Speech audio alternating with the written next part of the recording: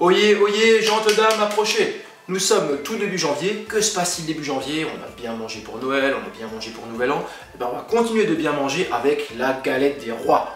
Alors la galette des rois, c'est quelque chose que j'adore. Alors vous allez me dire, qu'est-ce que vous n'aimez pas? Le saumon par exemple, je déteste le saumon. Bon là je m'évade un petit peu.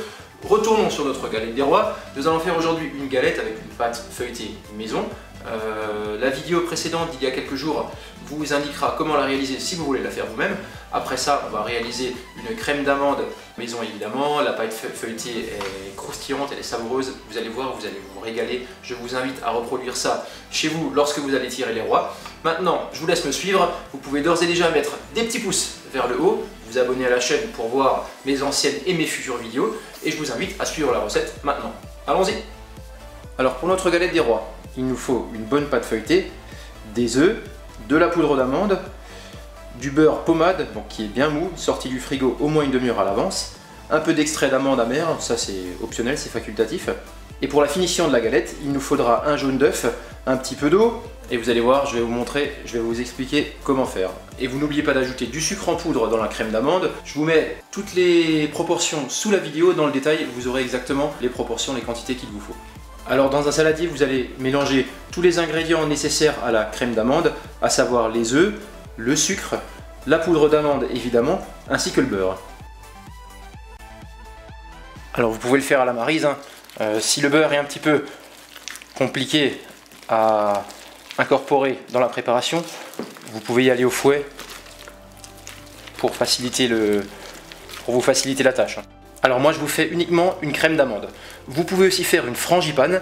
La différence est simple, dans la frangipane vous avez de la crème pâtissière.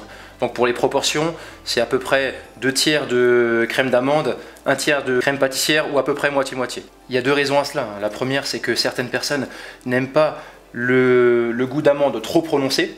Donc c'est plus doux coupé avec de la crème pâtissière. Et la deuxième raison, c'est évidemment économique. Les amandes coûtant assez cher, on fait des économies avec la crème pâtissière. Donc si vous voulez une vraie frangipane, je vous mettrai le détail dans le descriptif en dessous pour savoir quelle quantité il vous faut. Évidemment, moi je m'arrête uniquement à la crème d'amande.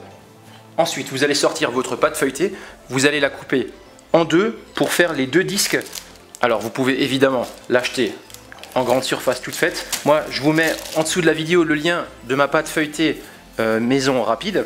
Celle-ci en un quart d'heure, vous l'avez.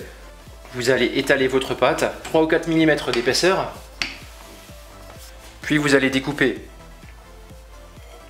un disque à l'aide d'une assiette pour former votre galette. Vous enlevez les excédents de pâte. Donc ça, ne les jetez pas, hein. Vous pouvez faire des feuilletés avec, des petits apéros. Donc moi j'ai un disque de 31 cm de diamètre. Et maintenant on va aller pocher notre crème d'amande sur le disque en formant des serpentins du centre vers l'extérieur.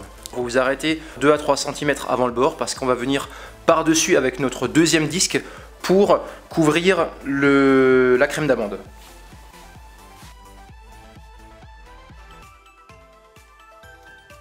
Et on n'oublie pas l'essentiel, la fève. À l'aide d'un pinceau et d'un verre d'eau, vous allez badigeonner les bords pour que les deux morceaux se soudent plus facilement. Et vous allez maintenant recouvrir avec le deuxième disque. Vous pouvez enlever les excédents de farine. Puis avec les pouces, souder les bords comme ceci.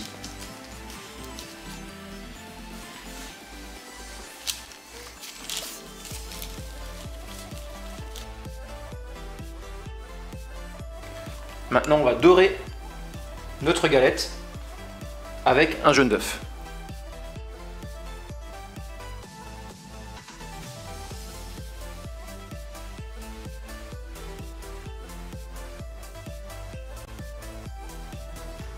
On n'oublie pas de faire un trou au centre de la galette pour laisser échapper la vapeur lors de la cuisson.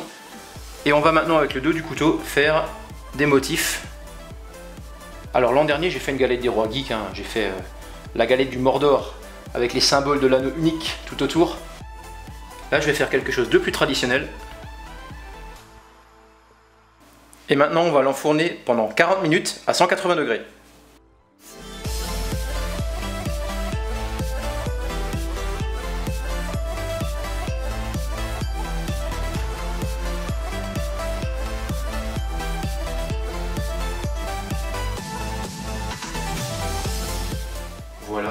quasiment terminé.